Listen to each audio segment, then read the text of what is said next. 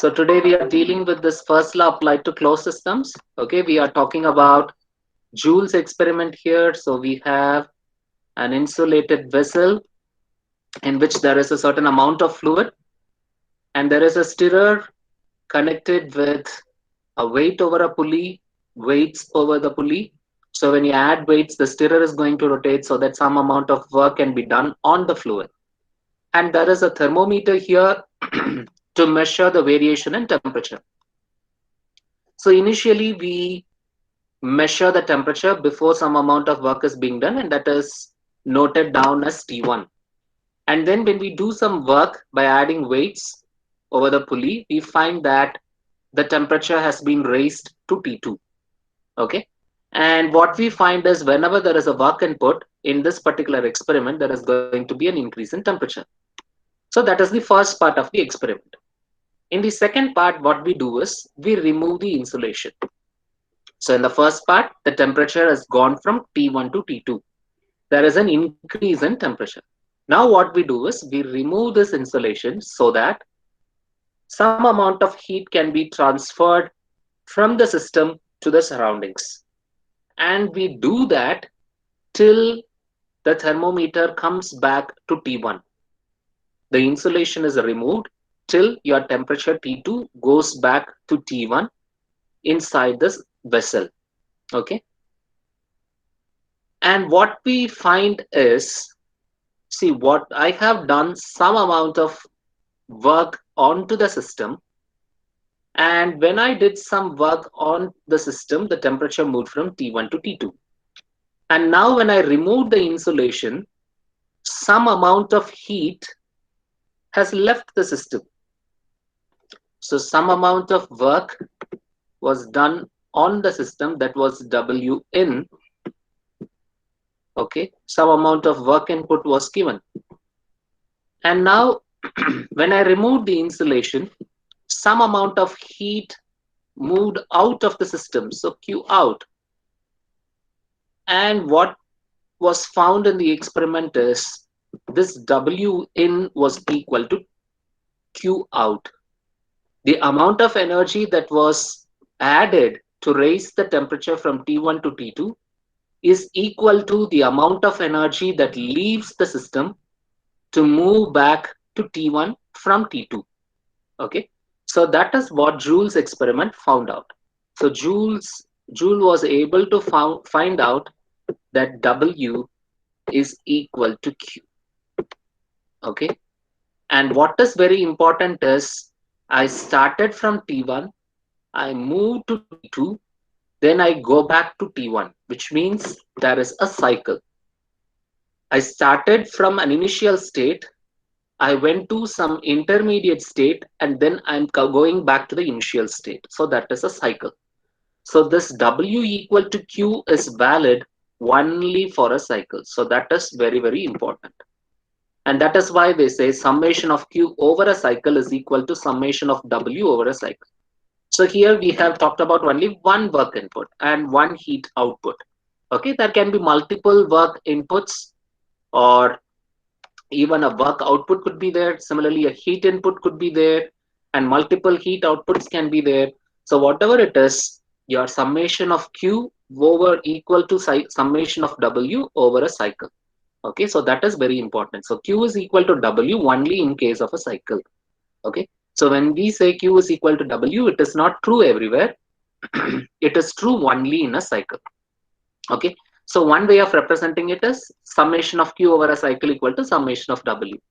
The other way of representing it is using an integral with a circle, which means cyclic integral. Okay, cyclic integral of dq is equal to cyclic integral of dw. Okay, and as I said, the energy that is entering in is equal to the energy that is leaving out. So no energy is stored inside. The energy that is coming in is equal to the energy that is leaving out. So this is the first law which is applied to a closed system undergoing a cycle. Okay, so your Q is equal to W only for a cycle. So that is very, very important. You should keep that in mind. So for a cycle, Q is equal to W. Okay, then what would be the case if it is just a process? I'm moving from one state to another state. Okay, I'm not going back to the initial state. Then what will be the criteria? Okay, so there we call it as Q equal to delta E plus W. Okay, take a simple example. Okay, initially there is a system and that system is at a particular temperature T1. Okay, some amount of energy is entering in. Some amount of energy is entering in. Okay, and it has raised the temperature from T1 to T2. Okay, and there is also some amount of energy that is leaving out. Okay, E out. But what I find is, even when some amount of energy is leaving out, I'm not going back to T1, whereas I'm going back to something called T3. And the T3 is greater than T1, but lesser than T2. Okay, T3 is lesser than T2, but greater than T1. It has not gone back to T1. What does that mean? All the energy that has entered in has not gone out. Some amount of energy is stored inside. Okay. In the previous case, there is no energy storage. There is only energy in is equal to energy out. Whatever came in, that energy went out in the form of heat. Energy entered in the form of work, energy left in the form of heat. Okay, so E in is equal to E out. There is no storage of energy. Okay, whereas in this particular case, when there is just a change of state, some amount of energy gets stored. Okay, so this stored energy is what people call as the change in energy. Okay, so we will be always talking about Q equal to delta E plus W or Q equal to delta U plus W. Okay, it is not E plus W or U plus W. Q equal to delta E plus W. We don't write it as Q equal to E plus W. Okay, because we will not be able to measure the energy. Every object may possess, I should not say may, every object will possess or it possesses energy on its own. It has got its own inherent energy. We can't measure that directly. But what we can measure is, say this particular object has got a particular temperature T1 and now it has gone to T2. So what is the change? So I will be able to measure the change in the energy level, but I will not be able to measure the inherent energy. There is no particular device for it. Okay, we can only find out the change in energy or the change in internal energy. We will talk about that later on. Okay, so you should be very careful. Don't write it as E plus W. That is wrong. And in all your thermodynamics question, they will only ask you to the change in energy, not the energy itself, because it is not possible to do that in a real scenario. Okay, so Q is equal to delta E plus W. Okay, so that is applicable for a change of state. Okay, if you are able to go back to a cycle, okay, in a cycle we said Q is equal to W, which means this delta E will be equal to 0. There is no change in energy. The change in energy is 0, which means there is no energy stored. If there is no energy stored, change in energy is 0. E in is equal to E out. Okay, so for a cycle, Q will be equal to W. For a change of state, for a process, Q will be equal to delta E plus W. Okay, kindly make a note of it. So for a cycle, summation of Q is equal to summation of W. For a process, Q is equal to delta E plus W. You can also write that in the differential form. So in the differential form, people write it as dq is equal to de de plus dw. Okay, and we have already said that this dq and dw, they are inexact differentials because they are path dependent, and we will later on see in this particular session of the class that this de, change in energy, is a property. We will talk about it. I think maybe in the next slide we will talk about it. So, okay, so dq is equal to de plus dw. When I put a dash over d, That means that it is an inexact differential. It is a path function. Okay. Yes. Energy is a property of a system. Okay. We will do that by taking a simple example here. Okay. So kindly follow me here. Uh, okay, I'll retain the red mark here. Okay, I have one state point 1, and there is another state point 2. What I do is I move from 1 to 2 using the path A, and I go back 2 to 1 using the path B. Okay, so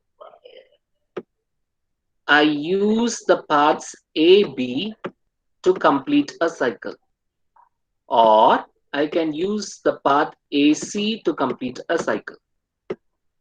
So I move from 1 to 2 using the path A and 2 to 1 using the path C. So I have two cycles here. One is AB, the other one is AC. Okay. If we apply the first law of thermodynamics, okay, for both these cycles AB and AC. Okay. So let me take AB as a cycle. Okay. In the first case, let me take AB as a cycle. Okay. So let us consider the path A. Let us consider the path A. QA, I can call it as QA, or other words, I can call it as Q1 to 2. Both are one and the same. Q suffix 1 to 2, because heat transfer is path dependent. And QB, I can call it as Q suffix 2 1. Okay. So these are these are the notations that we normally use for heat transfer. Q1 to 2 or QA. Because there is a name for the path, we can simply say it as QA. So I'm moving from 1 to 2. It is not a cycle, it is a process. So I can use the relation Q equal to delta E plus W. So I have written it as QA equal to delta EA plus WA. Similarly, for path B also I can write it as QB equal to delta EB plus WB. Okay, right? So I am taking two processes. One process is process 1 to 2. And for process 1 to 2, I have written the equation QA equal to delta EA plus WA. For process 2-1 using path B, I am writing it as QB equal to delta EB plus WB. Now, 1 to 1 using the paths AB is a cycle. So according to the first law of thermodynamics, applied for a cycle, summation of Q is equal to summation of W for a cycle. Okay, so summation of Q for a cycle. So there are two paths here. So QA plus QB, that is summation of Q. Similarly, summation of W is WA plus WB. Okay, so now I rearrange it. So QA minus WA equal to QB minus WB. What is this QA minus WA? We know QA is equal to delta EA plus WA, right? Just a minute. So this is QA minus WA. This left-hand side is right. This right-hand side should be WB minus QB. Okay. So the right-hand side should be WB minus QB. QA minus WA equal to WB minus QB. I have made a mistake here. I have failed to correct it. So I'm correcting it now. Okay. So QA minus WA will be delta EA. This is correct.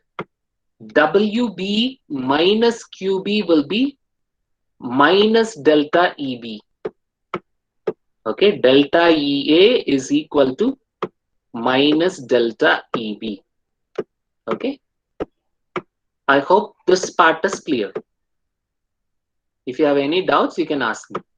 So using the first law of thermodynamics applied for a cycle, we come to a conclusion that the change in energy using the path A is equal to the negative uh, uh, the change in the change in energy over the path B with a negative sign.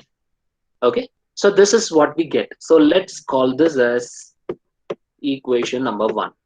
So delta EA is equal to minus delta EB. If possible, as I proceed, you can try it on your own for AC as a cycle. So I move from 1 to 2 using the path A, 2 to 1 using path C.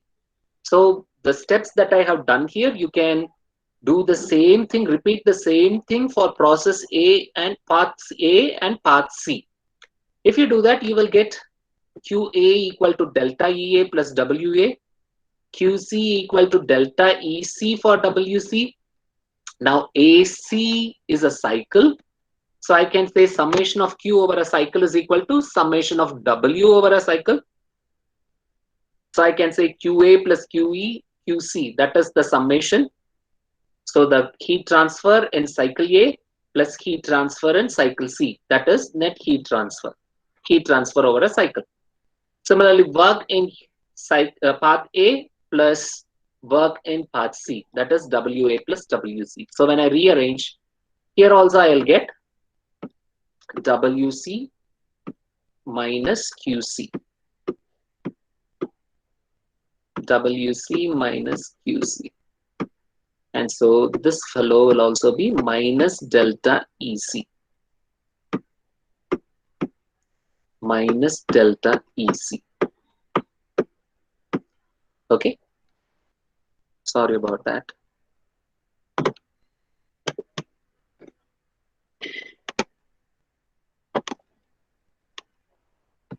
So this equation is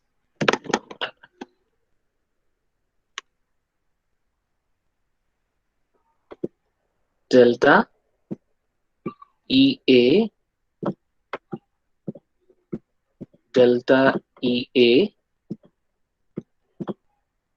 equal to minus delta EC. Okay, so this is equation number 2. So now I'm going to roll the ball to your court. So one of you guys can tell me from these two equations what you infer. I have got equation number 1, which is delta EA equal to minus delta EB. And I have got equation 2, which tells me delta EA equal to minus delta EC. So from these two equations, what can we say? Can you guys tell me? EB and EC are equal, sir. Is it EB or delta EB? So delta EB and delta EC. So because the left-hand sides are equal, the right-hand sides should be equal. That is what our mathematical principle tells us. Okay, so delta EB should be equal to delta EC as per our mathematical rule. Okay, that is fine. That is mathematically okay. But what do we infer from this? Can any of you guys tell? Sir, so this tells us that the whatever the path followed in a cycle, the total energy of a cycle is zero. Like is that's what. Yeah, total energy of a cycle Q is equal to W. It's not total energy, the change in energy. Okay, good. Correct inference. So what we say is, see, irrespective of the path taken, B or C, finally I end up getting the same change in energy. The change in energy is nothing but, so this delta EB or delta EC, I can also write it as the final state for 2 to 1 is 1 and the initial state is 2. Okay, so final state minus initial state is the change in energy, right? So for path B, the final status, state point number 1, the initial status, state point number 2 for the process 2-1. I'm talking about process 2-1. Okay, if it is process 1-2, final status 2, initial status 1, then it will be E2 minus E1 for path A. So for path A, it is E2 minus E1. For path B, it is E1 minus E2. For path C also E1 minus E2.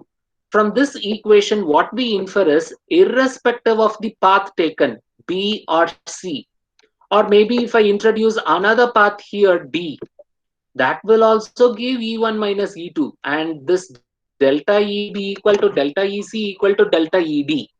Okay, so irrespective of the path taken, I'm going to have the same change in energy. This is similar to a property. A property is independent of path, and it will have a definite value.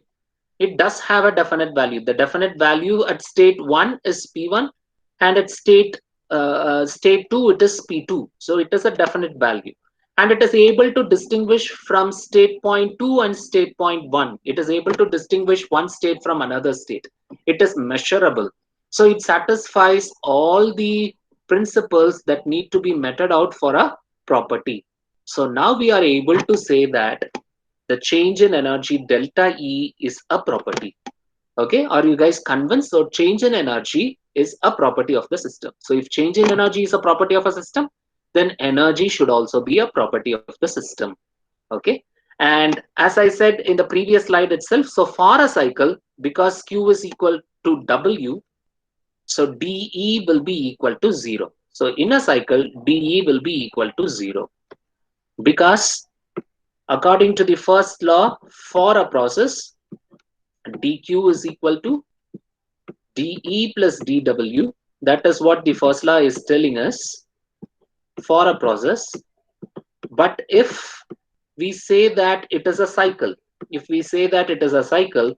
then dQ is supposed to be equal to dW, and that is possible only when dE is equal to 0. So for a cycle, summation of Q is equal to summation of W. Along with that, you can also add cyclic integral over dE is equal to 0. Okay, so that is also one more inference. So this shows that energy is a property of the system. Okay, guys, I hope it's clear to you. Okay, so let me move on. Sir, Yes. sir, the cyclic integral part, the last two sentences I didn't understand. It's very simple. I'll just tell you again. See, according to the first law of thermodynamics, we write dQ is equal to dE plus dW. This is applicable where? This is When applicable it's a where? cycle. When it's a No, no, cycle. no. This equation is applicable for a process, for a change in state. For a Okay, change in state, this equation is applicable. Okay. Now, if I use this equation for a cycle, the first law of thermodynamics tells me, according to Joule's experiment, it tells me that dQ should be equal to dW. Do you remember the first slide that we said is Joule's experiment? Yes, sir. Joule's experiment tells us that summation of Q over a cycle should be equal to summation of W over a cycle. So if it is a cycle, dQ should be equal to dW. When will that dQ equal to dW? Only when dE is equal to 0. Okay. So for a cycle, dQ is equal to dW. For a cycle, dE is equal to 0. Now is that clear to you? Yes, sir. No, if you have doubts, you can ask me. You No, mean sir. a I now is got it, that sir. okay, fine, good, thank you. Okay, and there are different forms of stored energy. Okay, so the energy in storage, we call it as internal energy, and in a broader sense, it is referred as E. The energy is referred as E. And just like we talked about the macroscopic and the microscopic approaches, we also have the macroscopic energy level and the microscopic energy level. Okay, you have a certain amount of air moving through a tube or passing through a tube, okay, with a certain velocity. Then we talk about the kinetic energy of air. Okay, and if the tube has got a certain height, the inlet is at the bottom and the exit is at the top, then there will be a change in energy level because of the height, and that is called as the potential energy. Okay, so the macroscopic energy level talks about the kinetic energy and the potential energy. Okay, and when I say microscopic energy, we are going to talk about at the molecular level, at the atomic structure level. Okay, and that is referred as internal energy. And that is usually represented or denoted in thermodynamics as capital U. Internal energy is represented as capital U. So the molecule, when I talk about the energy in the molecular level, there are different forms of energy. Okay, so your at the molecular level, the molecule may have some translational energy based on the translational movement that a molecule can make, rotational energy that the molecule possesses, vibration that the molecule possesses, chemical chemical energy. Okay, and then electronic, which means the number of electrons it possesses, the energy level that it has. You have studied that in chemistry, right? The where at which shell that the electron is residing. Okay, so will it is it in the valence shell, or how many electrons are present in the valence shell? Based on all those things, you have this electronic energy. And then you have the nuclear energy, that is the neutrons and the protons constituting the nucleus of a particular atom. So if you take the molecular level, then these are the different types of energy that is associated at the molecular level. But when we talk about a system, it will not only have one molecule, it will have a number of molecules. Okay, so we multiply the energy of one molecule with the number of molecules. Okay, and that will give you the net internal energy. Okay, that will give you the net internal energy. Okay, and we are talking about the ideal gas.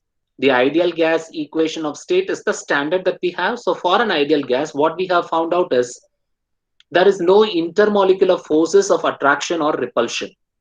Okay, so one molecule is not going to be impacted by another molecule, or one molecule does not have impact over another molecule. Okay, so that is what we see in an ideal gas equation of state. So if that happens, if that is there, then all these energy levels that we have, or the forms of energy that we have at the molecular level, that is not going to come into picture at all. Okay, so what we'll have is simply temperature. So your internal energy will be simply dependent on temperature alone. So your internal energy is a function of temperature only. U is a function of temperature only. Why? When we consider the ideal gas equation of state. So in an ideal gas equation of state, the molecular forces of attraction or repulsion is not going to come into the picture. So because it is not coming into the picture, so the energy at the molecular level, we are not going to consider it, and we are going to consider only the temperature. So U is a function of temperature only.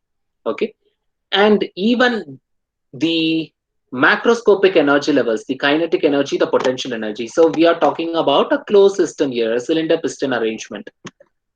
The only thing is the pressure exerted by the gas on the piston. Okay, so there is some compressed air or compressed gas that is going to exert some energy over the piston. So there is no movement of air here as air moves in a pipe or in a tunnel. Okay, so there is the kinetic energy is not going to come into picture in case of a closed system. Similarly, a potential energy also. So the height of the cylinder, that is not going to be very huge. It is going to be very, very small, and so the potential energy effects can also be neglected. Okay, so the kinetic energy and the potential energy effects can also be neglected. Okay, so for an ideal gas, when we talk about energy, we have to consider the macroscopic energy and the microscopic energy. So we take it as EK, which stands for the kinetic energy, EP for the potential energy, and U for your internal energy. And as I said, in the absence of motion, which means the kinetic energy, and gravity, which is for the potential energy.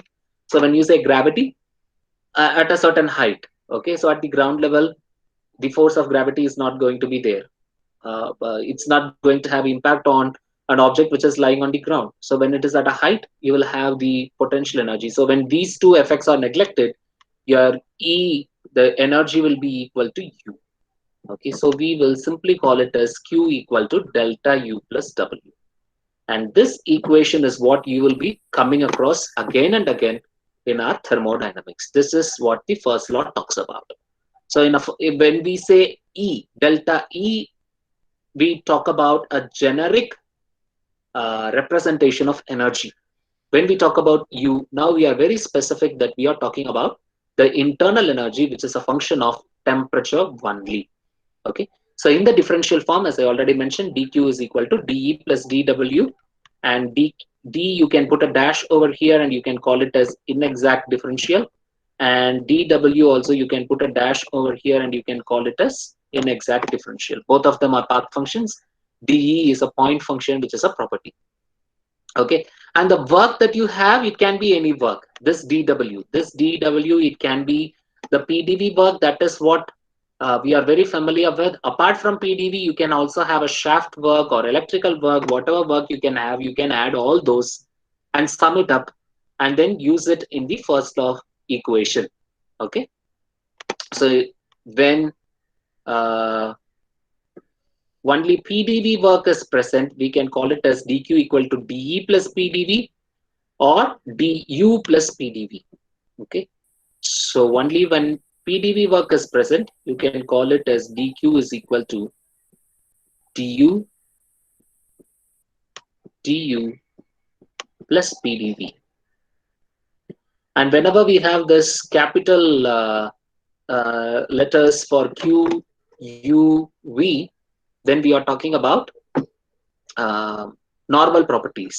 When they are in small letters, then it is per kilogram, specific properties. Okay, so keep that in mind as well. Okay, so this is about your internal energy, and I hope all this you would have done in your introduction to mechanical sciences already. Okay, so we are just recapping all these things so that we can have a continuity of the course. Okay, then we have specific heat at constant volume, and it is defined as the change in internal energy for a change in temperature at constant volume. So CV is defined as partial U, partial T at constant V. So that is the definition of specific heat at constant volume. Okay, so it is, sorry about that.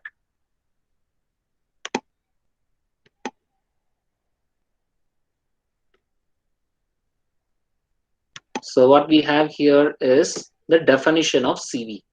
So CV is equal to partial U, partial T at constant V. So this is the definition. Okay, so a couple of equations is written just to have an understanding. So try to follow it. Okay, so from this equation, partial U, partial T at constant V, which is equal to CV, I'm going to retain this delta U or du on one side, and I'm taking the others on the other side. Okay, and here also we have CV is, C stands for specific heat. For constant volume, we have this small v here. So on both the sides, we have small v. So this entire thing is taking place at constant volume. So that you should keep in mind. So at constant volume, your C is equal to partial U, partial T. Okay, so now I can say delta U or du at constant V is equal to CV into dt. I'm just simply cross multiplying it. Okay, and I'm changing this. I can do that in two steps. So the first step is du at constant V is equal to CV into dt. We use partial differentiation when there are two properties, CV into dt at constant V. Now what they do is, if you integrate it on both sides, on the left hand side you will get it as delta U, du becomes delta U when you integrate it, and on the right hand side dt is the differential sign. So you integrate it between the limits t1 and t2. Okay, so you can define delta U is equal to integral over t1 t2 CV dt, integral over CV dt between the limits t1 and t2. Okay, And this equation is nothing but the first law equation. dq is equal to du plus dw. Instead of dw, I am writing pdv. Okay. And what we have said the process is at constant volume. It is at constant volume. So if volume is constant, in this equation, dv will become 0. So if dv becomes 0, your dq will be simply equal to dw. Okay. Or if I use the smaller signs, d small q is equal to d small q. Okay. So q at constant v is equal to delta u at constant v. I have simply integrated it on both sides. So dq when integrated, it gives you q, and I have made it a specific property, so I'm writing it as small q. Du when you integrate it, you get delta u. You won't get u. I have already told you, you can't measure internal energy. You can only measure change in internal energy. So you don't get u, you get delta u. So delta u at constant v. So now I have an equation saying q is equal to delta u. And or this equation I can write it as delta u at constant v is equal to q at constant v. So now if you look this equation, this second equation in the slide, I can call it as equation number 1. And this equation, I call it as equation number 2. If you look at these two equations, if you compare these two equations, you can see that the left-hand sides are equal. So we can equate the right-hand sides as well. So q at constant v is equal to cv dt between the limits t1 and t2. Okay.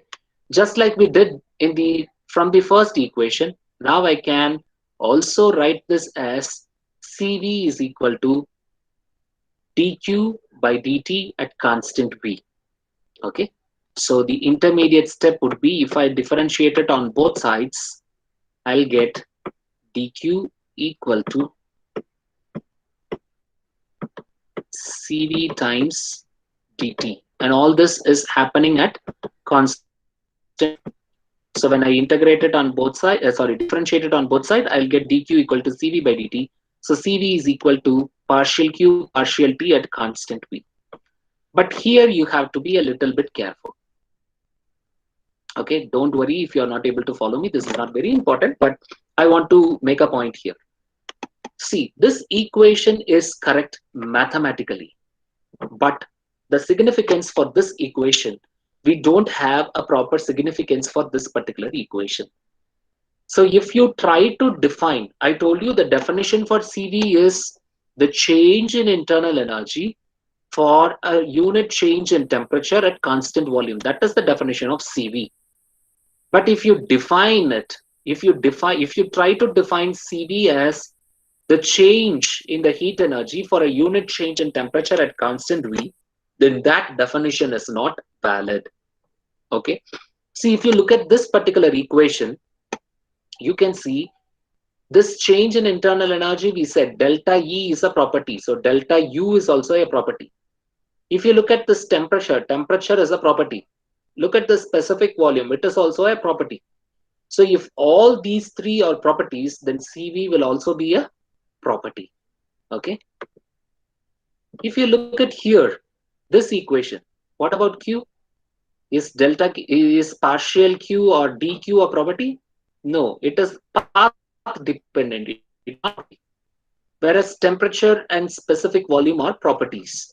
Okay. So if you look at this particular equation, there is a non-property divided by a property at some constant property. So when you do that, what you should get should also be a non-property, whereas we know that CV is a property. So by defining CV with the equation partial Q by partial T at constant T is not correct. Okay. Maybe mathematically the equation is correct, but technically it is not correct. Okay. So that is something which you should keep in mind. So in thermodynamics, you should always try to understand when you have a particular equation, is that equation giving me a proper physical significance? If it is not giving me a proper physical significance, then we should go back and check the equation that we have. Okay, so when they ask you to define CV, we always define CV as partial U partial T at constant V. Though this is correct mathematically, this cannot be used as a definition for CV. That is what I wanted to show you. Okay, so since U, T, and V are properties, CV is also a property. That thing cannot be claimed in this particular equation. Okay. So in the equation 2, we should write as a delta small qr or just qr, sir. Small q you can write. You should write small q. To match the units, you have to write it as small q. So in this case, this should have been small q. So if it is small q, then there will not be any mismatch in the units. That is correct. That should have been small q. Correct. So, and in the equation marked as 2, delta q or just q? The equation marked as 2. Delta u. So we said delta u at constant v is equal to q at constant v. I think that is fine. That is fine. That should be q. Only when you differentiate it, then it becomes dq, and delta u. If instead of delta you have du here, if it is du, then you will have dq. Okay. Du is the differential sign for delta u. Okay. dq is the differential for q. So on both sides, we don't have differential here. So this is correct. Equation number 2 is okay. Okay. When you differentiate it, that becomes dq and this becomes du. Okay. So I think equation number 2 is okay. Fine. Equation 2 is correct only. Are you convinced? Okay, so actually, we actually write the d as delta, no, sir. So that's why I asked. No. See, where do I have this pointer?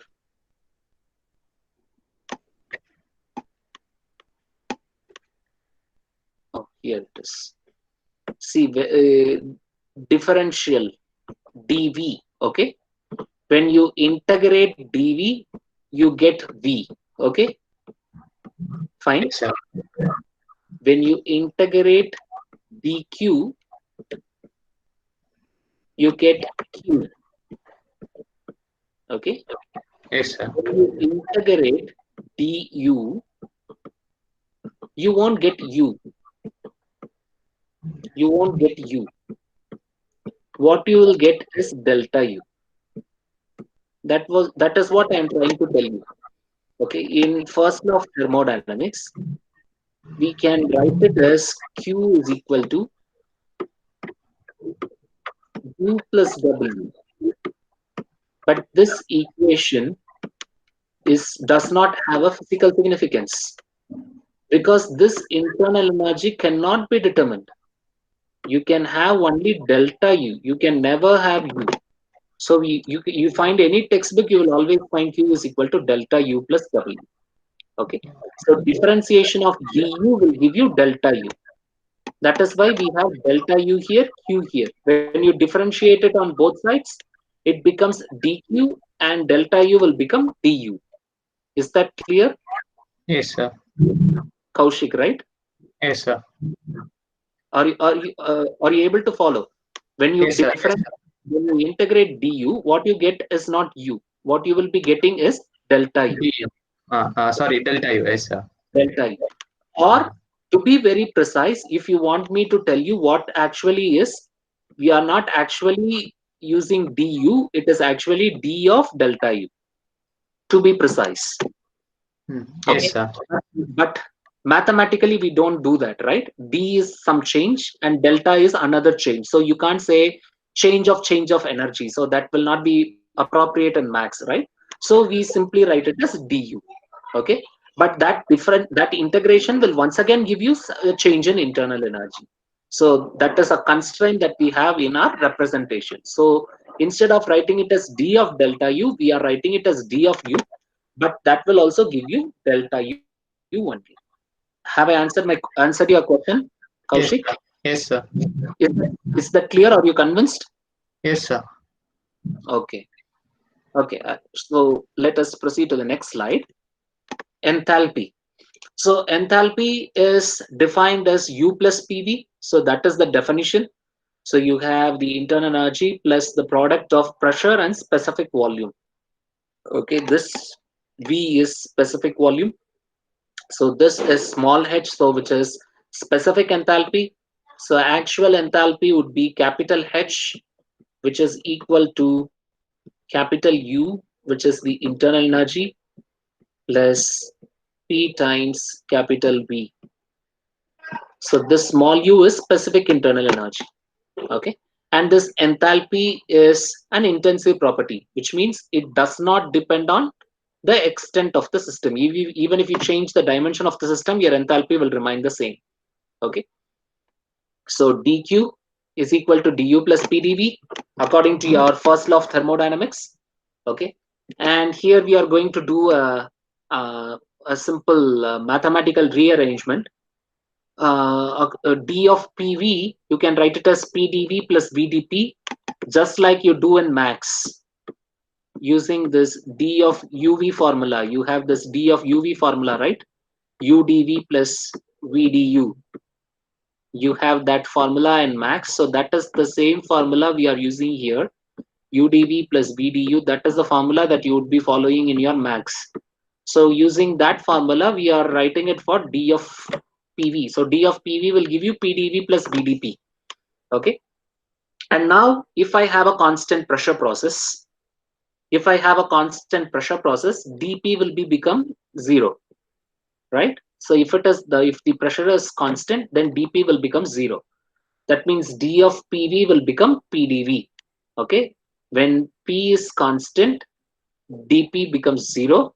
So this equation turns out to be D of PV is equal to PdV. So in this particular equation, I can replace PdV with D of PV. Okay, so that is what I have done. So instead of PdV, I have written it as D of PV. Okay, so dq is equal to du plus D of PV. And now I have a change in internal energy plus a change in the product of PV. So I have these differential sign in both the terms, first term and the second term. So I can combine that. So it becomes D of U plus PV. U plus PV is H, which is DH. So dq is equal to DH. So what you infer from here is heat transferred at constant pressure, it increases the enthalpy of a system. Okay. So if there is a heat addition at constant pressure, that will increase the enthalpy of the system. If there is a heat rejection at constant pressure, then there will be a decrease in the enthalpy of the system. So heat addition, enthalpy increases. Heat rejection, enthalpy decreases. And in applied thermodynamics, you will be again and again using this formula. You will be using the pH short or table values to simply estimate the heat transfer by subtracting the enthalpy values. It will be very simple actually. Okay, so your constant pressure, at constant pressure, your heat transfer depends on the enthalpy of the system. It has an impact on the enthalpy of the system. Okay, and if it is going to be an ideal gas equation of state, so PV, P small v is equal to RT. So I can write it as H is equal to U plus RT. So what do we infer from here? In the last slide, we said internal energy is a function of temperature only when it is an ideal gas equation of state. R is already a constant. T is also a constant. So this is also temperature. So U is a function of temperature. The second term is also a function of temperature. So your enthalpy is also a function of temperature only. So that is the inference we are able to get. Your internal energy is also a function of temperature only. Your enthalpy is also a function of temperature only. Okay. And when we said, just like we define specific heat at constant volume, we can also define specific heat at constant pressure. So at constant pressure, your specific heat is equal to partial H by partial T. So a change in enthalpy for a unit change in temperature at constant pressure is called as specific heat at constant pressure. Just like we did in case of your internal energy, we are going to do it here also. Sorry, specific heat at constant volume, we are going to do it here also. So if you rearrange it, you will get Cp times dt, and here the base is constant pressure. So Cp times dt is equal to dH. So if I integrate it on both sides, I'll get delta H at constant P. Sorry, this should be constant P. A small mistake has been done here. Delta H at constant P is equal to integration of Cp dt between the limits T1 and T2. Okay. So just like we applied the first law of thermodynamics, here also we are applying it. dq is equal to du plus pdv. Okay. And we know the definition of H, which is u plus pv. So I simply differentiate it on both sides. So you had dH equal to du plus d of pv. So using the mathematical rule, d of pv can be written as pdv plus vdp. Okay. And we know the base is at constant pressure. Sorry, that is, we are not using that. What we are using here is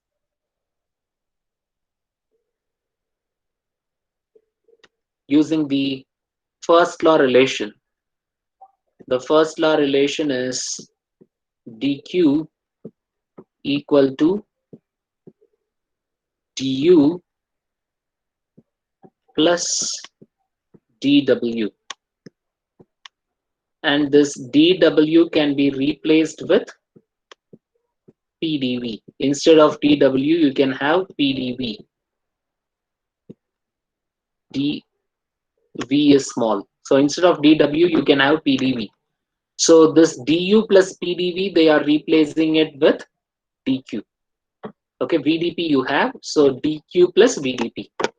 Okay, so dq can be written as, in the next statement, dq can be written as dH minus vdp. And then they say at constant pressure, this dp can be equated to, dp will be 0, because at constant pressure, dp will be equal to 0. So dq at p at constant p will be dH at constant p. If you integrate it on both sides, q at constant p will be equal to delta H at constant p. So Cp can also be said as partial q partial t at constant p. Though it is mathematically correct, just like we said before, here also it doesn't have a physical significance. I told you H is an intensive property. So H is a property, T is a property, P is a property, so Cp is a property. Okay. But if you look at this equation, Q is not a property. A non-property divided by a property will give you a non-property. So Cp should be a non-property, but that is not correct. So you can't use this particular equation to define Cp. Only the first equation should be used to define Cp. Okay, so that is your specific heat at constant pressure. Okay, and then we have energy of an isolated system. These are all simple concepts, maybe a 2-mark question, or just for your understanding, you can have all this. So for an isolated system, when we talked about the first unit, isolated system is something where you don't have any work input. There is no work that is going to come in, or there is no heat that is going to come in. Both of them are not permitted. There is no energy transfer, and there is also no mass transfer. Okay, either way, outside the system also it is not possible. Inside the system also it is not possible. No mass transfer, no energy transfer. So when you say no energy transfer, obviously there will not be any dq. And when you say no energy transfer, there will not be any dw also. Okay. So when you apply the first law of thermodynamics, dq is equal to du plus dw. This fellow is 0. dw is also 0, which means de should be equal to 0. Now we are talking about isolated system alone, where there is no energy transfer or mass transfer. So when you say dE is equal to 0, and when you integrate it on both sides, you will get E is equal to constant. So energy of an isolated system is always constant. So that is what you have to keep it in your memory. Energy of an isolated system is always constant. Okay, it neither increases nor decreases. This also you would have studied in your introduction to mechanical sciences, perpetual motion mission of the first kind. So what it says is there can be no mission which would continuously supply mechanical work without some form of energy disappearing simultaneously. This is like saying like one person is going to work all the time, 24 hours, 7 days a week, and 365 days a year. That person is going to work even without taking food even for a single day. Okay, he is delivering work, but he is not taking any fuel inside for his body. So without taking food, that guy is going to work for 365 days, all the 7 days a week, and 24 hours a day. It's like if you are saying something like that, that is your PMM1. So this engine is delivering work without consuming anything, without consuming any fuel. So only when something is disappearing in the form of energy, you add fuel in the form of petrol to your petrol engine, right?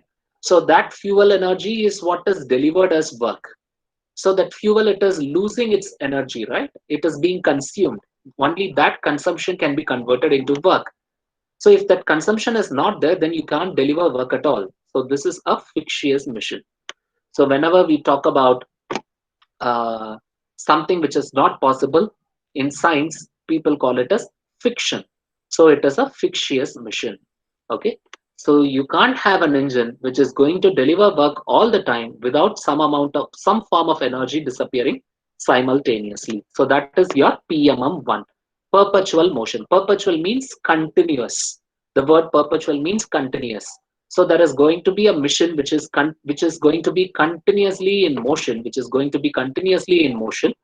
without some form of energy being disappearing. Okay, without some energy being disappearing, it is going to be a continuous motion mission. That is not possible. Okay, so that is why it is called as PMM1. It is a fictitious mission. The converse of PMM1 is, okay, so which would consume work without some form of energy appearing. This is like a person who eats all the day without doing some work. But there are some people like that, but obviously that cannot be happening all the time. You will end up getting diseases, and that guy is also not going to live. He keeps on eating, and then he does not do any work. He does not give some exercise to his body. Obviously, he's going to have some disease, and he will die very soon. Okay, so that appears everywhere, right? So for an engine, it consumes work, but at the same time, it is not there is not energy appearing simultaneously. So that is converse of PMM1.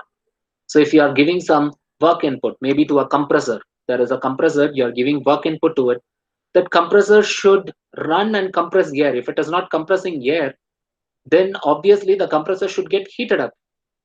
At least that should happen. If that is also not happening, then that is not at all a compressor. Okay, so that is your converse of PMM1. So when you consume work, then there should be some form of energy appearing. When you eat some food, you should get some energy. If you are not getting some energy, then what you ate is not food. That is what we can conclude. Okay, so that is your converse of PMM1. So all these you should have studied in your introduction to mechanical sciences, I believe. Okay, so even if you have not done, so for the continuity of the course, we have taken this. Okay, so we will solve a couple of examples, and I have taken some 3 or 4 examples from PK Nag. Okay, and I'll share this problem sheet also. So there is, just like we had a problem sheet for unit 1, there is a problem sheet for unit 2 as well. Okay, so you can just note down the given details from the question, and I will share you the problem sheet at the end of the session. Okay, the first problem is a stationary mass of gas is compressed without friction.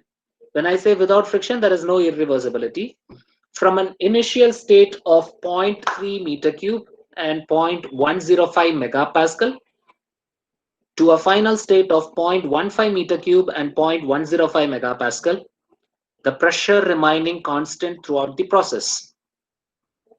There is a transfer of 37.6 kilojoule of heat from the gas during the process. How much does the internal energy of the gas change? So this is the question. So can you guys write down the given details? Just the given details alone. Try and infer what are all the given details for this particular example. So they have given two states. So this 0.3 meter cube is going to be your V1. 0.105 megapascal is going to be your P1. This 0.15 meter cube, this is going to be your V2. And 0.105 megapascal is going to be your P2. And by looking at the values of P1 and P2, we are able to infer that both of them are equal. And that is confirmed in the following statement, the pressure remaining constant. So P1 equal to P2. So it's a constant pressure process. There is a transfer of 37.6 kilojoule of heat from the gas. So this is very important. They have said from the gas, which means heat is leaving the system. So your Q, because it is leaving the system, you should write it as 37.6 or minus 37.6. How should we write this? Should we write, because the heat is leaving the system, you should write it as minus 37.6. Okay, so read the question carefully. So if you are not putting this minus sign, then you will not be getting the correct answer. Okay, so this should be minus 37.6 kilojoule. The question is very simple. The question that they are asking is how much does the internal energy of the gas change? So what is the change in the internal energy? That is the question that they are asking. It's a very simple question. So what should you do? You should use the first law of thermodynamics. So what does the first law of thermodynamics tells us? The first law of thermodynamics tells us delta Q, or I would say Q is equal to delta U plus W. And remember, now we are only talking about the closed system. Okay. So Q is given straight away. This is minus 37.6. Delta U is what we are supposed to find out. So delta U is the question mark. But W we should know. So is W given directly? It's not given to us directly. Okay. So W we should find out from the values that are given. They have given V1, V2 and P1, and they have said that the process is a constant pressure process. So W for a closed system will be integral PdV. Okay, and this is a constant pressure process, and we have already done in our work transfer. So for a constant pressure process, this would be P times V2 minus V1. We have done this. So if you guys are not very clear how this formula turns out to be, please refer to the previous video series. Okay, I think it should be there in work transfer. I think it is lecture number 4 or 5. Okay, please refer to that and then you will be able to understand. So pressure is 0.105 into 10 power 6. Megapascal is 10 to the power 6, so it is 0.105 into 10 to the power 6. V2 happens to be 0.15 and V1 happens to be 0.3. So it is 0.15 minus 0.3, so you will end up getting a negative answer here. So this will be a negative answer here. So work done will be, then you will get some negative answer, and you can write down the answer in kilojoules. Now that you know the value of this W, so delta U will be Q minus W. So delta U will be Q minus W. So Q is already minus 37.6, and here you have a minus, and the answer you get will also be minus of something.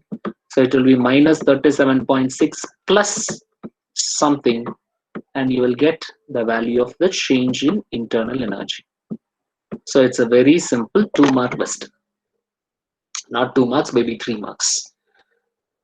Okay, so you have to estimate the work done using integral PdV, and then you use the first law Q equal to delta U plus W, and you estimate the value of delta U, Q minus W. Okay, and that is what we find here. So the work done is minus 15.75, and the change in internal energy is minus 21.85 kilojoule. So when a system is taken from state A to state B, so state A is this corner of the rectangle, state B is the other corner of the rectangle. In figure along path ACB, so there is one vertical line and then there is a horizontal line. 84 kilojoule of heat flows into the system. So heat entering into the system. So we can say from the statement of the problem, Q A C B, because heat is flowing into the system, it is positive. So 84 kilojoule. So that is positive. Okay. So this is 84 kilojoule. And the system does 32 kilojoule of work. So work is done by the system. So that is also positive. WACB is equal to 32 kilojoule. This is also positive. So that is what is given to us in the problem. Okay, and what are they asking? How much heat flows along the path ADB? So they are talking about another path ADB. If the work done is 10.5 kilojoule, so they have given the work done. So that is also positive because they have simply said work done. So work is done by the system. So work done, WADB, equal to 10.5 kilojoule.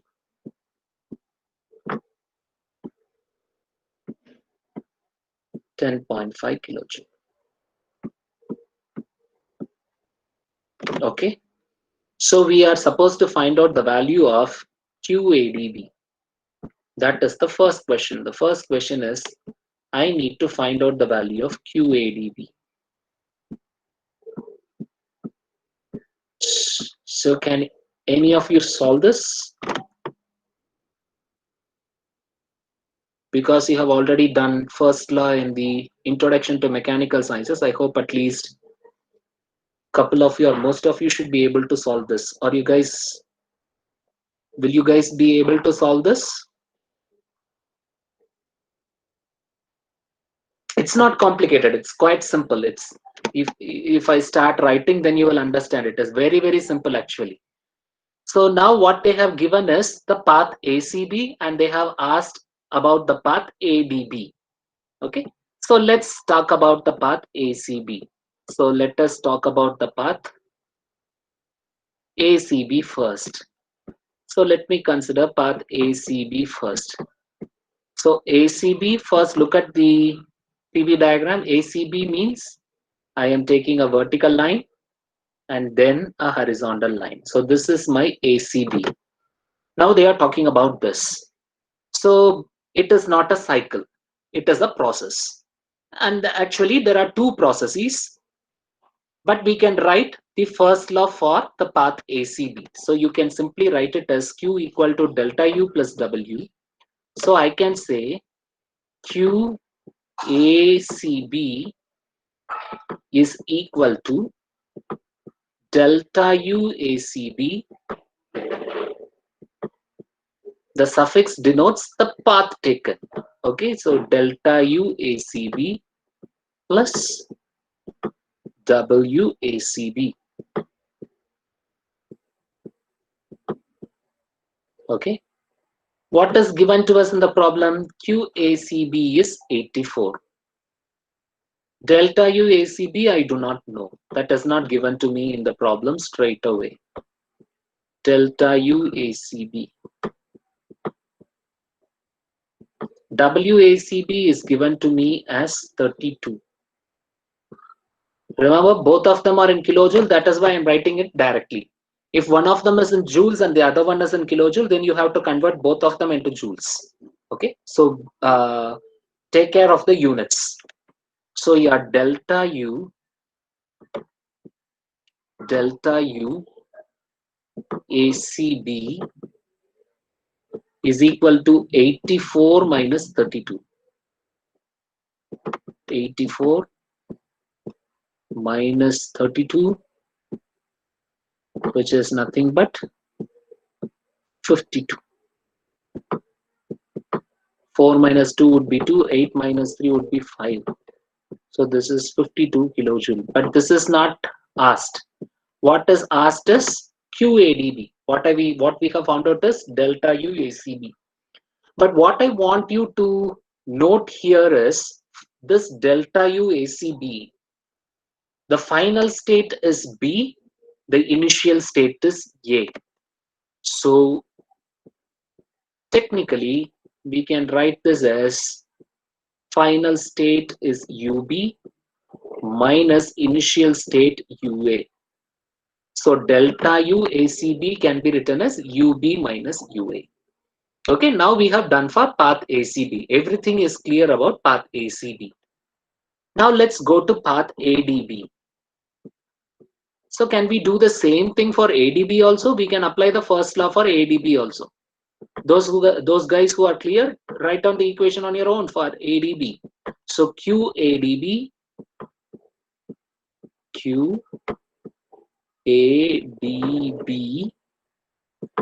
equal to delta U ADB plus delta U ADB plus WADB. So what about delta U ADB? That is not given to us straight away in the problem. WADB is given as plus 10.5. So no problem about WADB. That is given as plus 10.5. QADB is what we are supposed to find out. This is 10.5. So this is not a problem.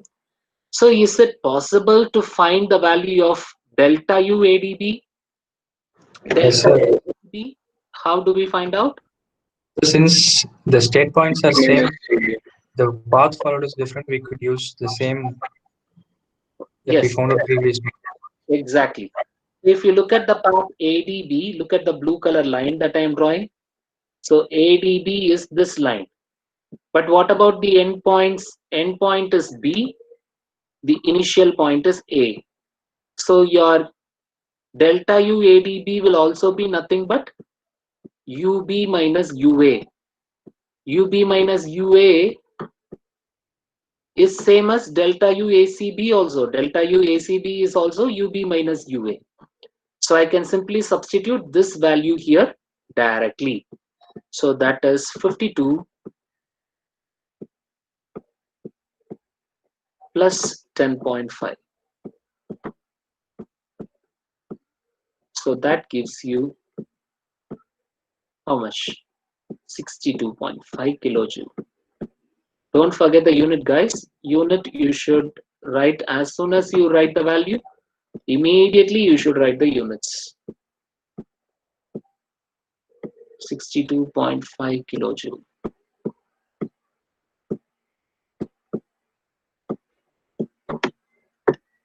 So we have solved the first subdivision.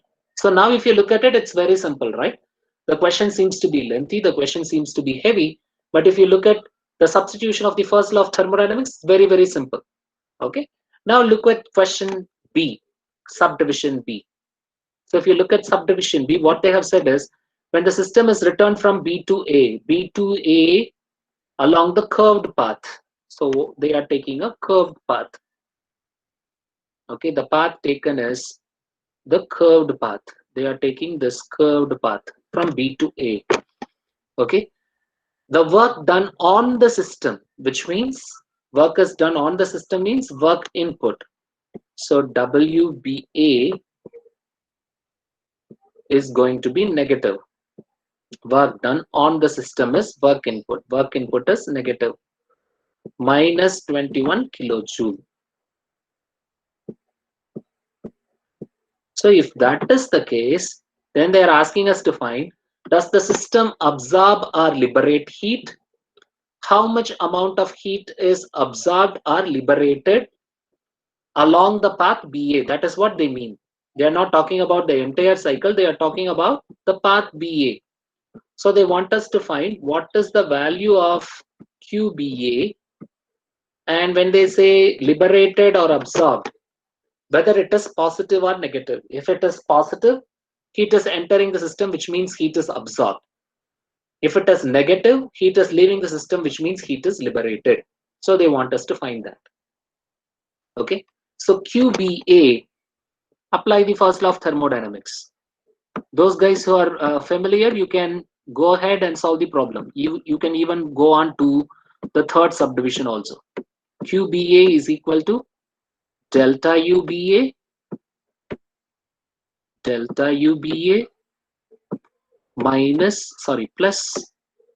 WBA. QBA is what we are supposed to find out. They have given us delta UBA. What is this delta UBA? They are moving from B to A. So the final state is A, initial state is B. So final state is A. Final state minus initial state plus WBA.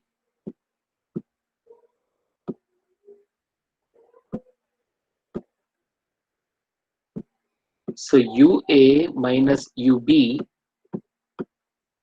that is going to be minus 52. UB minus UA is plus 52, right? UB minus UA is plus 52 here. So UA minus UB is minus 52. WBA is minus 21. So altogether it becomes minus 63. Sorry, minus 73. Am I correct? If I'm making a mistake also, you can tell me. It's not that every time I will do everything correctly. I will also be making mistakes. So if I'm making a mistake, you can tell me. Okay, so that is minus 73 kilojoule. Okay, look at this. It's very simple once again. A very, very simple thing. Okay, first law of thermodynamics. One equation we are using. Q is equal to delta U plus W. That's all. Look at it. Very easy. So now the sign is negative. What does that mean? Heat is absorbed or liberated. Heat is leaving the system, which means this system is liberating heat. How much amount of heat is liberated? 73 kilojoule of heat is liberated. Okay. The third subdivision. The third subdivision, they have given the values for UA and UD. Actually, this is not thermodynamically correct. For solving the problem, they have given you. You don't have a specific value for UA or UD. Just for the sake of the problem that they have given, they want you to find QAD and QDB. Okay. So let me write here at the top. So what they have given is UA equal to 0, and what they have given is UD equal to 42 kilojoule. And they want us to find the value of QAD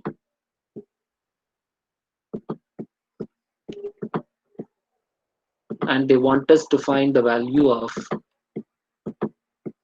QdB.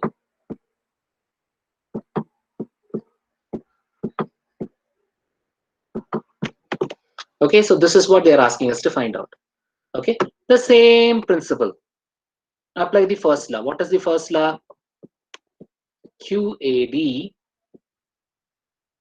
is equal to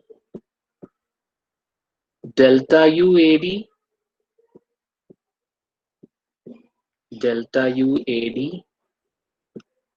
plus WAD. What is delta UAD? This delta UAD is UD minus UA. This delta UAD is UD minus UA. UD is 42, UA is 0. So delta UAD goes to be 42. So the value of delta UAD is 42 minus 0.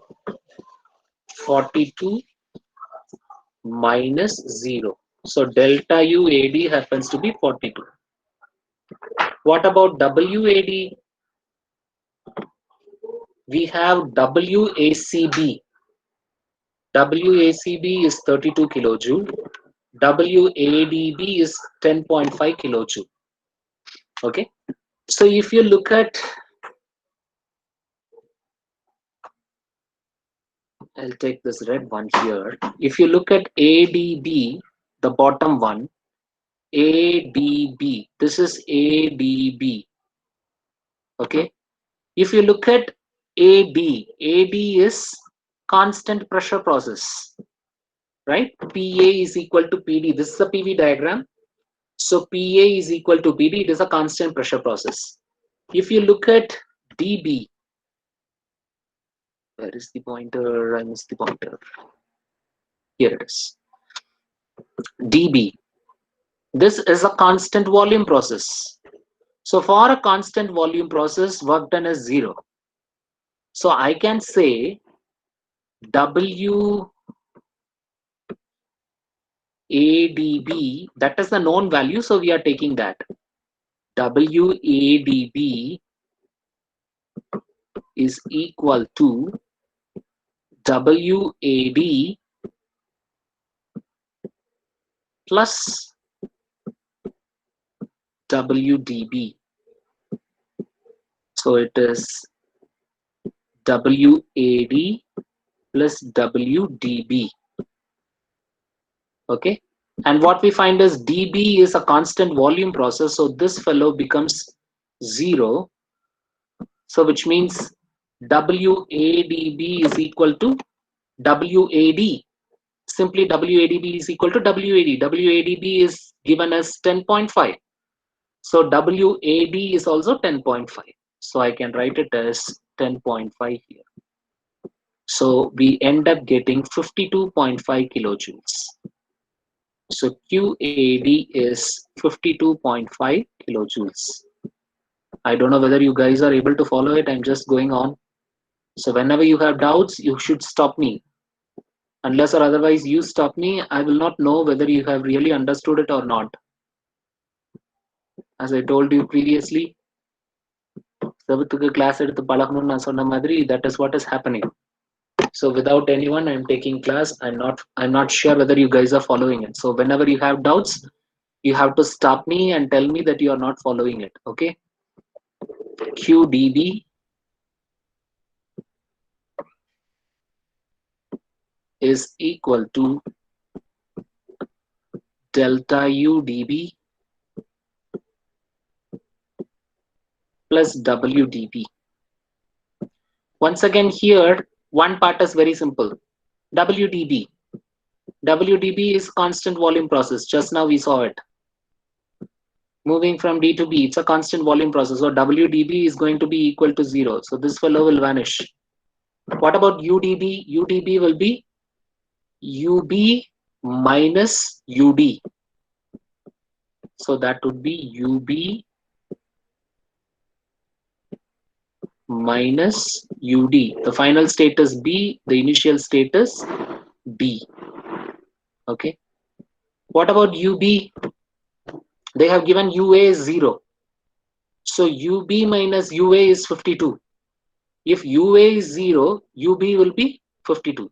UB minus UA is 52. They have given UA as 0, which means UB is 52. So UB is 52, and they have given UD as 42, which means your QDB is simply 10. So in the last UB minus UD, Yes. in that the UB isn't given, sir. No. See. This UA minus UB, we have found out this delta U ACB, right? You are able to see the slide, right? Yes, sir.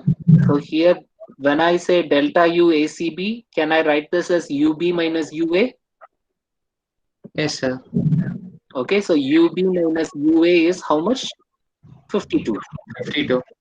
Okay, but they have given UA is equal to 0, Yes, sir. which means UB is equal to, 52. and that is what we have written here. Okay, Okay. Okay. another very, very simple question.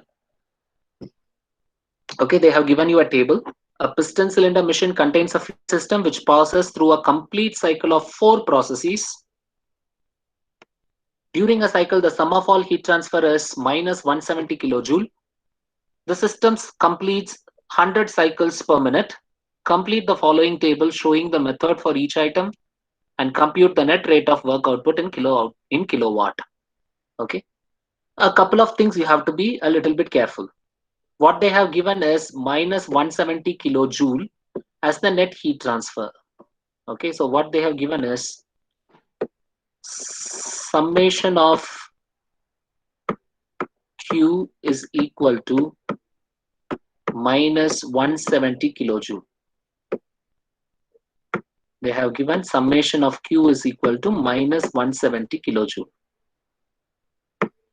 But you look at the table, the values are given in kilojoule per minute. Q is in kilojoule per minute.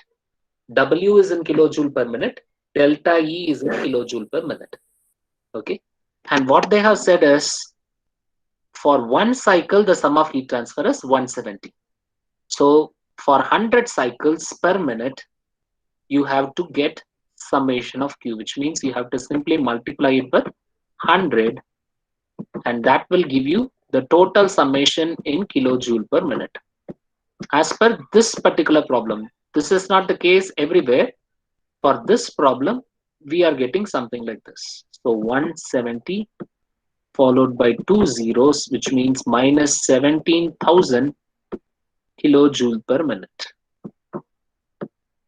That is the total heat transfer in the system. That is the net heat transfer in the system. So the net heat transfer is minus 17,000 kilojoule per minute. Okay, and now they want us to fill this table by using the simple formula Q is equal to delta E plus W. So let's take process AB. So for process AB, QAB is equal to QAB equal to delta EAB plus WAB.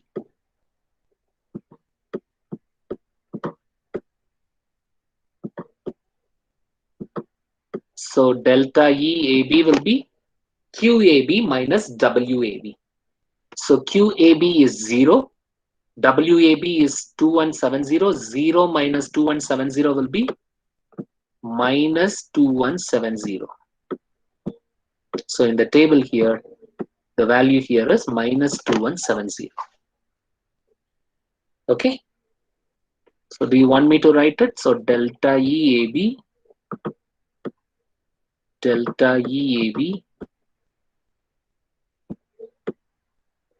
equal to QAB minus WAB. So QAB here is 0 minus 2170. So that makes it minus 2170. Don't forget the units. Kilojoule per minute. This is for process AB. Similarly, you have to do it for all the other processes. Process BC, process CD, process DA. If you look at process BC, Q is equal to delta E plus W. So delta E is once again Q minus W. So here you will get it as 21,000. So the value here would be 21,000. And if you look at the next one, Q is equal to delta E plus W. So W will be Q minus delta E. Okay, so 36,600 minus 2,100. So that would be 34,500 kilojoules. The same first law. Please write it. QC is equal to delta, QCD is equal to delta ECD plus WCD. So you will be getting the value of WCD. Okay. Now, how do I find out the value of QW and delta E for process DA? Nothing is given for process DA. How shall I proceed for process DA? Nothing is given in process DA. How can I get the value of QW or delta E? Is there any way by which I can get the value of QDA or WDA or delta EDA? How can I get the value So we for have summation of Q is equal to minus 17,000. So summation of Q is minus 17,000. So That there will is be one equal to more. summation of all the processes. Good, good, very good. So you can add one more row here in the table. And that row can be the total. So they have given the total here is minus 17,000 kilojoule. The total is minus 17,000 kilojoule per minute. So which means summation of Q is equal to QAB plus QBC plus QCD plus QDA. Okay, and this value is minus 17,000. This value is minus 17,000. AB happens to be 0. And this one is plus 21,000.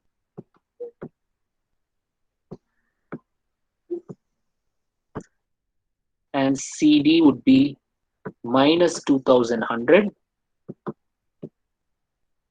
plus QDA plus QDA. So you get the value of QDA. Get the value of QDA here.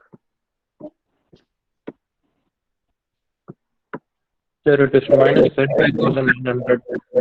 Minus 35,900. minus 35,900.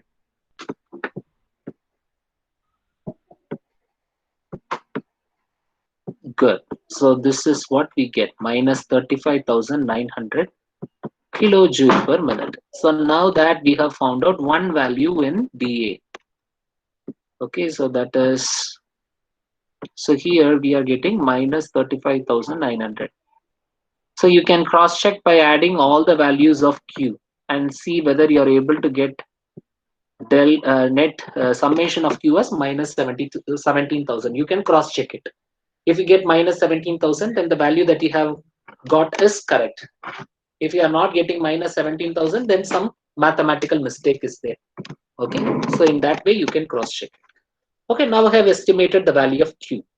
How do I estimate the value of delta E or W? Is there any other way by which I can So calculate? for W, we can use this delta Q. So total energy is conserved, so adding all the delta E must be equal to 0.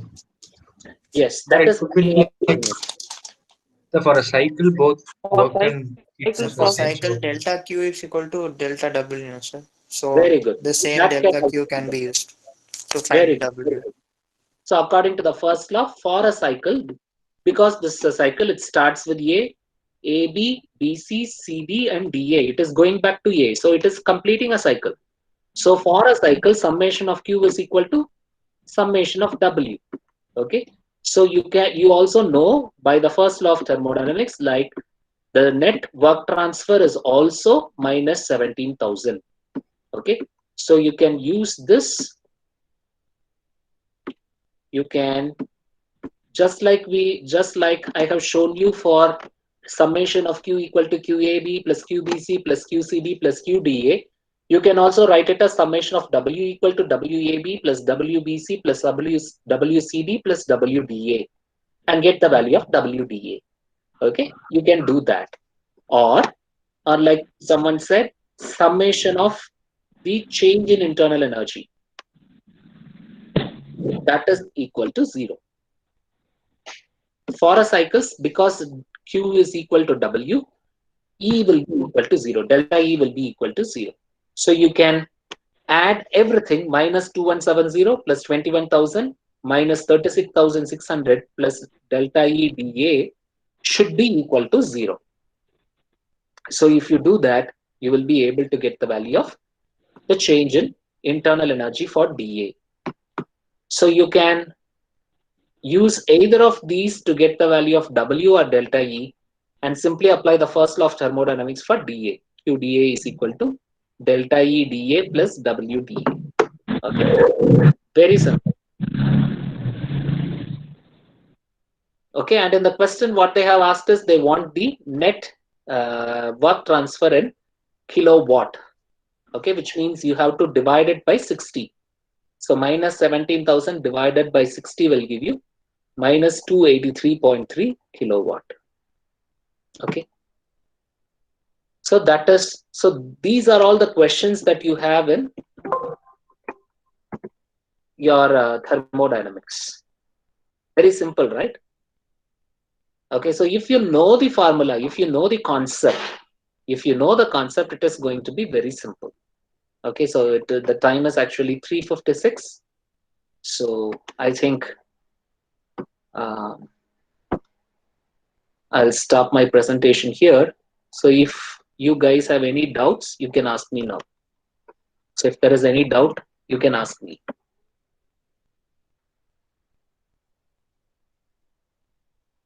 sir, Yes. sir, in Joule's experiment, why the first step there is insulation and why we should remove the insulation, sir? We could do it directly, no, sir. See, when there is no insulation, there is a possibility of heat leaving the system to the surroundings. So when you are doing some work on the fluid, the temperature will rise, and to attain equilibrium with the surroundings, if there is no insulation, the temperature will again, that increase in temperature will be lost as soon as there is an increase in temperature. Okay, so we will not be able to detect that rise in temperature if there is no insulation. If there is insulation, then the work done will raise the temperature of the fluid, which can be detected when there is an insulation. Okay. You are still not convinced. No, sir. Convinced. Okay. Sir, in last problem, how del E equal to 0? Total del E equal to 0, sir. Yeah. Okay. Just a minute. I'll present that slide. See, the first law is telling you dq is equal to dE plus dW. See, this is the first law applied to a process, correct? Yes, sir. We can use du. Okay, du plus dW. Okay, So now if it is a cycle, we will say dq is equal to dw. Do you agree? Yes, sir. Perfect.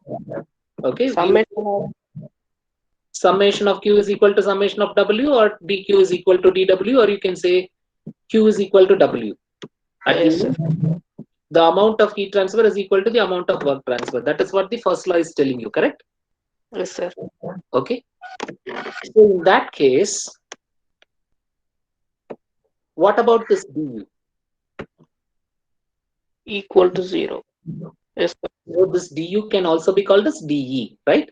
So that Yes, du sir. will be equal to 0, not everywhere, only for a. Cyclic process. Very good, very good. So you have got it. So for Yes, I a got it. cycle, summation of q is equal to summation of w. Similarly, for a cycle, summation of de will be equal to 0, or cyclic integral of de will be equal to 0. That is what we have done. Okay. Yes, sir. Yes, sir. Okay. Got it. Thank Fine. you. Okay. Fine. Good. Good.